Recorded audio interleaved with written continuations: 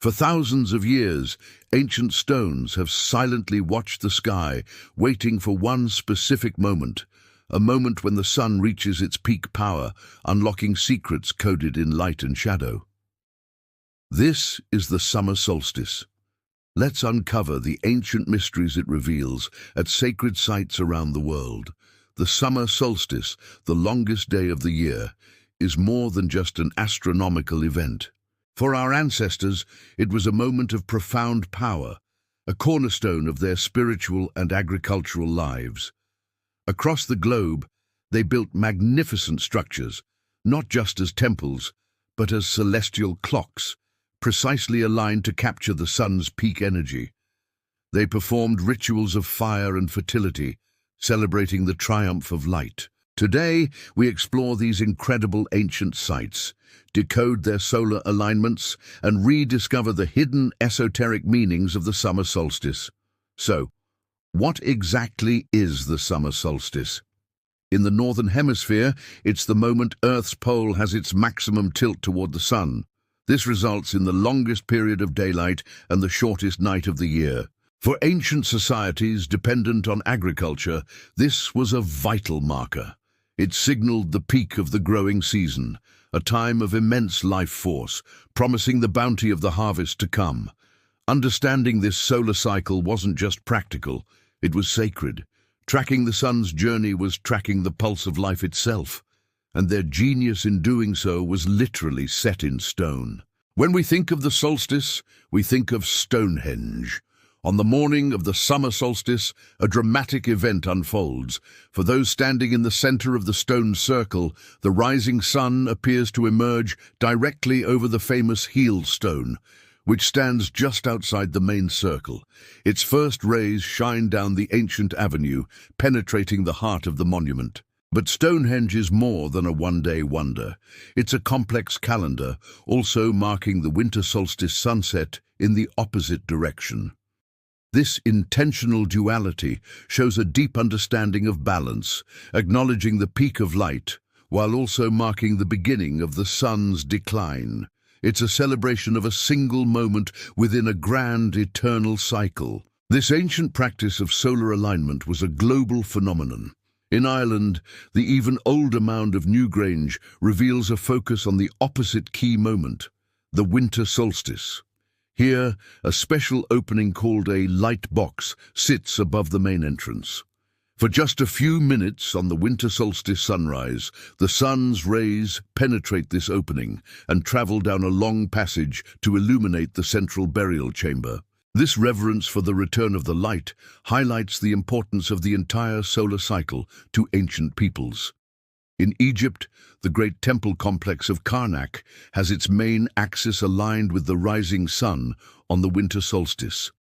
Meanwhile, in the Americas, the Mayan civilization was obsessed with tracking celestial bodies. While the serpent shadow at Chichen Itza is famous for the equinoxes, other structures within their cities served as precise observatories for marking the solstices as well. And in the USA, the Native American site of Cahokia features a woodhenge, a large circle of timber posts that served as a solar calendar, marking the solstices and equinoxes. From stone to wood, across continents, the message is the same. Our ancestors were master astronomers. How did ancient people celebrate this moment of peak solar power? With fire and festivities.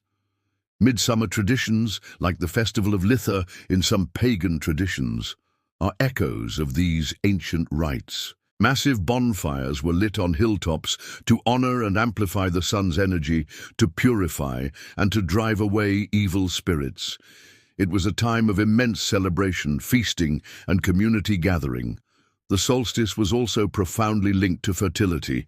The sun at its peak was seen as fertilizing the earth goddess, ensuring a bountiful harvest. This was reflected in human rituals. People danced around the maypole, a tradition often associated with Beltane, but also carrying into solstice festivals. And folklore speaks of couples leaping over bonfires together to bring blessings and ensure their own fertility.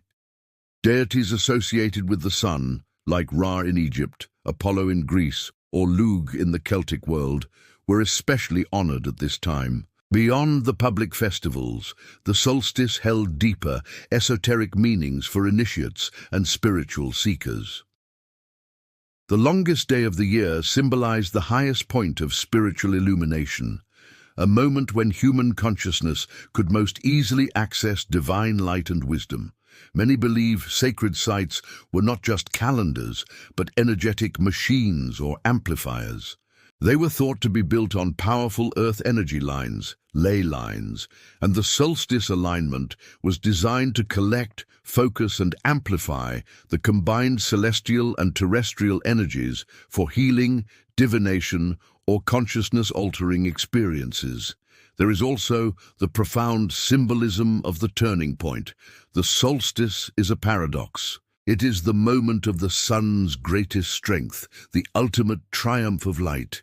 Yet it is also the moment that light begins its decline and the days start to shorten towards winter. This teaches a fundamental esoteric lesson about the balance of opposites. Light and dark, life and death, growth and decay. In the peak of power lies the seed of its opposite. The summer solstice is a powerful, universal moment, hardwired into the cycles of our planet. Ancient cultures from around the globe recognized this power, building awe-inspiring monuments that served as celestial calendars, sacred temples, and perhaps even conduits for cosmic energy. They celebrated with fire, feasted with their communities, and honored the profound connection between the sun above and the life here on Earth. Their stone and timber circles remind us of a time when humanity lived in harmony with these great cosmic rhythms. And even today, we can feel a faint echo of that ancient wisdom, a call to pause, look to the sun, and connect with the eternal cycles of light and life. How do you celebrate the changing seasons? Have you ever visited an ancient site during a solstice or equinox? Share your experiences in the comments below.